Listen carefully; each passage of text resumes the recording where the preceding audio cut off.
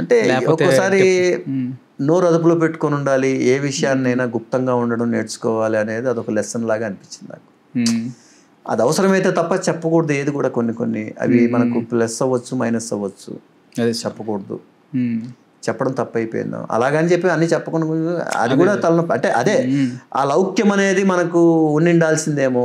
సరే, ఎందుకంటే ఒక్కసారి భారతీ రాజా హీరో అనగానే మీకు అసలు అవును సార్, అసలు మీకు లెవెల్ వేరే వెళ్ళిపోయింది. అది అసలు ఆ సినిమా చూస్తే థియేటర్లో చూస్తున్నాను సార్ నేను, మెడ్రాస్ మౌంట్ రోడ్లో థియేటర్లో చూస్తున్న 2.5 గంట సేపు ఏడుస్తూనే ఉన్నాను సార్. నేను ఏడుస్తూనే ఉన్నాను. నేను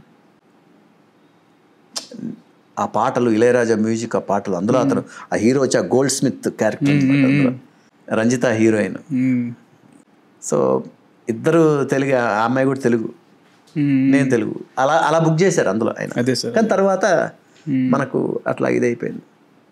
రీసెంట్గా కూడా కలిసా భారతీరాజా గారిని. ఒక తమిళ షూటింగ్లో ఉన్నారు ఆయన, నేను నాది పక్కన తమిళ షూటింగ్ జరుగుతుంది. అది సీరియల్, విజయ్ టీవీ సీరియల్ జరుగుతూ ఉన్నది.